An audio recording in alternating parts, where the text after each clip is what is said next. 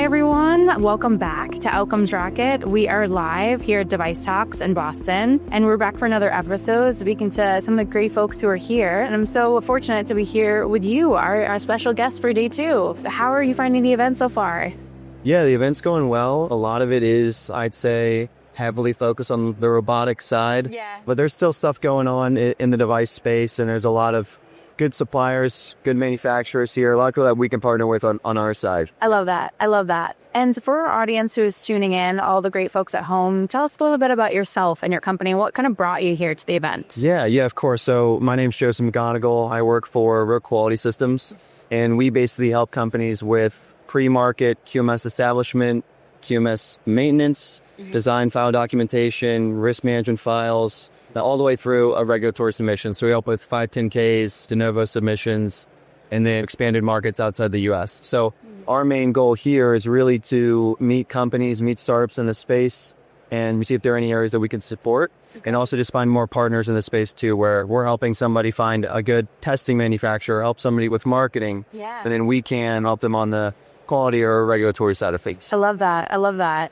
And so just based on whether it's this event or just like thinking about the industry as a whole, I'm wondering if you can share with me, like, what are you seeing? What trends, what shifts are you observing? Yeah, I'm sure you've heard it 1,000 times already, but AI is coming in hot. So especially in our space, when it comes to quality documentation, a lot of people are using basic AI tools right now to build a QMS. We've seen some issues in terms of remediating those systems. And then same thing goes for design file documentation and regulatory submission. It's a great tool. It's going to continue to be a great tool. And it's obviously going to help get companies to a good initial starting point. But it is something that needs to be looked over, especially when it comes to the quality regulatory side, because there's so many areas that you don't want to fall into the wrong bucket. Yeah, absolutely. It makes me think of something I've heard before, which is like this idea of like quality in is quality out, and like the quality of your prompting and almost like the level of knowledge you bring into the prompt is what results in the output. And I could just assume based on what you're saying, I bet you see a lot of people who are like, yeah, I used AI, but they don't have the right ability to prompt to like have a effective output for what you need on that level. Exactly. Yeah, you got to have some base knowledge. And even when you have that base knowledge, you do need some extra nitty gritty, high-skilled quality engineers to support you on the back end. Yeah, got you. Okay, great. So you're seeing AI. What else are you seeing from a landscape perspective? From our landscape, a lot of software as a medical device is coming into play. More and more, we're seeing not just typical hardware devices in the space. They have some aspect of quality in play. Yeah. And then when it comes to that software side, it gets tricky, especially if you're tracking AI early on in quality. It's something that needs to be proactive, not reactive. Once you get to that reactive point, you're spending more time, more resources, and inevitably more money, which is going to be where it gets tricky for those founders, especially if they've just raised a round. Yeah, absolutely. Anything else? I mean, I know that's on your radar. I know we're heading into June, which is the second half of the year, but what is your team, your company, yourself, what are you focused on going into the second half of the year? Yeah, we have a lot of regulatory support we're focused on right now, a lot of different testing protocols we're supporting companies with. We don't do the execution ourselves, but we do help with a lot of clinical protocols, all of that. More and more often, we are helping companies from a monthly quality perspective. So teams that are smaller, they have a 5-person team, and those 5 people are fully booked up, that they're very busy. So we're helping with that monthly quality maintenance, especially once you're post-market and you're dealing with any upvotes complaints. You have to make sure you're logging those as needed. Yeah.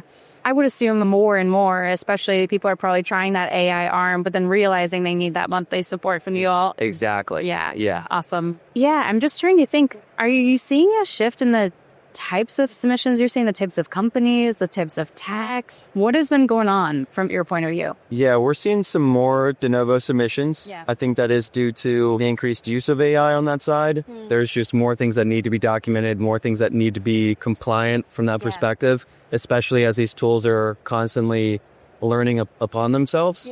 So more and more de novo submissions are coming into play than in the past. And that's something our team has been really excited to support teams on. Those are fun projects. They're really long projects, but it's really exciting when you get the positive feedback at the end. Totally. I love that. So I guess just sort of thinking here, what's one thing you're betting on or you're really excited about for the future related to healthcare, MedTech, all of it? Yeah, I think the integration of companies like ours, we're able to continue to partner and grow in the market. There are a lot of big names in quality and regulatory and on the marketing side of that as well. Yep. But I think the smaller teams that are getting together and continuing to grow are going to make a big impact, especially if we're using different tools that we're building together through AI. Yeah. And then also just our team is working on a bunch of different 510Ks right now, a couple de novo projects. In the next 6 to 9 months, should be receiving some good feedback, which is really exciting. Our team they just work so hard. So it's really exciting to see that positivity come out of that and how excited they are when we do get those positive results. I love that. Yeah. And any advice for anyone who's thinking about making a submission, who's kind of in that process? What would you say to them? I would just say start earlier than you think.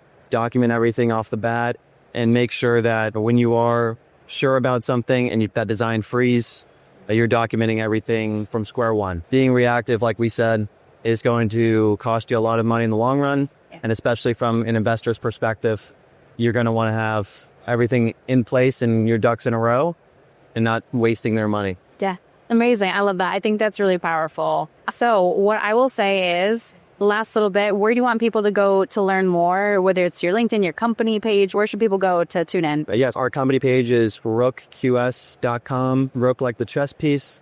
And then my LinkedIn is Joe McGonnigal. Maybe there can be subtitled right there because it is a bit longer of a name.